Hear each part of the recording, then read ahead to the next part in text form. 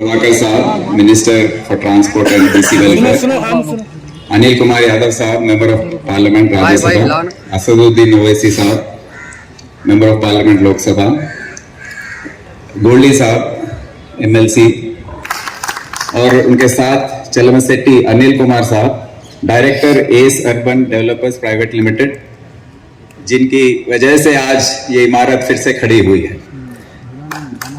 मीर बरकतुल्ला खान साहब जो आर्किटेक्ट हैं, मेसर्स डेक्कन टेरेन हेरिटेज की तरफ से उन्होंने ये काम टेकअप किया। मेरे साथी ऑफिसर्स और यहाँ पर बुजुर्ग दोस्त जो भी ये महफिल में हाजिर हैं, सबको मेरा सलाम, आदाब, नमस्कार। आज का दिन मेरे लिए बहुत ही खुशी का दिन है। मुझे इत्मीनान और सुकून पहुंचाने वाला दिन है, क्योंकि बहुत दिनों से इसका मैं इंतज़ार कर रहा था और कोशिशें काफ़ी हुई थी। अब ये बिल्डिंग के बारे में, इमारत के बारे में थोड़ा हिस्ट्री तारीख बता दूं।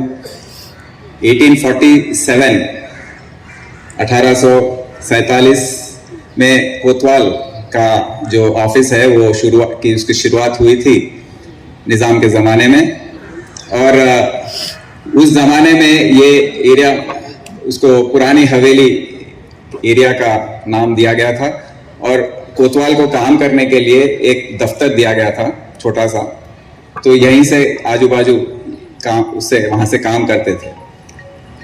1905 में सिक्स्थ निज़ाम महबूब अली खान सिक्स्थ निज़ाम जो थे, उन्होंने ये बिल्डिंग को बनाकर कोतवाल को गिफ्ट किया था, डोनेशन जैसा, और यहाँ से काम करने के लिए घर और ऑफिस शुरुआत करने का पैगाम दिया था। तो यहाँ से जब से ये इमारत से कोतवाल का ऑफिस काम कर रहा है, चलती रही। 2002 में जब कोतवाल बल्दा का बिल्डिंग निकालकर बशीरबाग में नया बिल्डिंग बना गया था, साउथ जोन डीसीपी का ऑफिस यहीं जारी रही, काम यहाँ से करते रहे। तो समय बीतता गया और ये मरम्मत करना, इसका मेंटेनेंस करना, रिपेयर करना, थोड़ा दखलंदाजी नहीं होने से, मतलब सीनियर ऑफिसर्स नहीं देख पाए, तो रिपेयर्स ये वो ठीक से नहीं हो रहे थे। 2015 में जो सेंट्रल मीटिंग हॉल है, जब मीटिंग चल रही थी, जब वो जो छत है वो ज़रा झुकने लगा, तो जब से इसको डेंजरस बिल्डिंग के नाम से इसको बुलाया गया और आरएनबी से एडवाइस दिया गया कि इसमें आप फंक्शनिंग ना कीजिए, ये कभी भी गिर सकता है। पर फिर भी डीसीपी साउथ जोन यहीं से वो राइट साइड जो स्पेस है, ऑफिस है, वहाँ से दफ्तर से काम करते रहे। 2022 में मैं जब आया तो ये रिपोर्ट सब पढ़ के जुम्मे के दिन आता था यहाँ पर। एक दिन हम बैठे थे यहाँ पर, तो मेरे ऑफिस में जो रूफ है, हम जो समय हम बैठे थे उसी समय वो थोड़ा झुक गया, तो सब लोग बाहर भाग के निकले, अरे ये तो बहुत, हमें सर पे नहीं गिरा, बहुत है, बच गए। तो वो दिन से हम सोचने लगे कि ये इमारत को तोड़ना नहीं है, इसको फिर से रिवाइव करना है, रेस्टोर करना है। तो जब AR श्रीनिवास साहब हमारे साथ थे, एडिशनल CP क्राइम थे, बातचीत किए, रमेश भी थे, तो हमने जब वहीं से फोन लगाया था अनिल कुमार साहब को, और उन्होंने 1 मिनट में मान लिया कि हम इसका रेस्टोरेशन करेंगे, तो जो भी खर्चा है हम देंगे, आप काम शुरुआत कीजिए। तो काम शुरू हुई।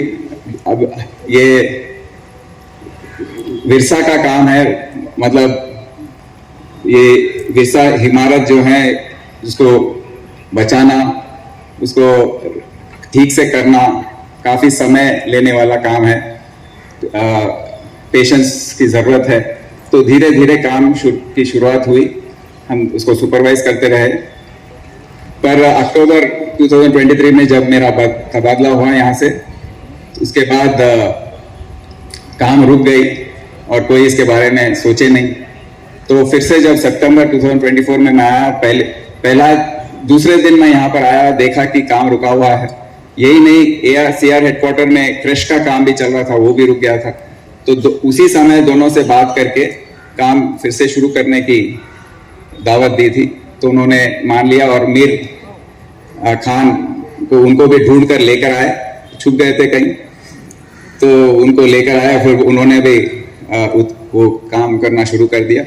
और आज आप देख रहे हैं जो जिस तरीके से जो बारीकी से काम की है, वो आप अपने सामने आप देख रहे हैं बैकग्राउंड में। इसीलिए ये शाम के समय में ये फंक्शन को लगाया गया, ताकि आप इसकी सुंदरता को आप पहचान सके।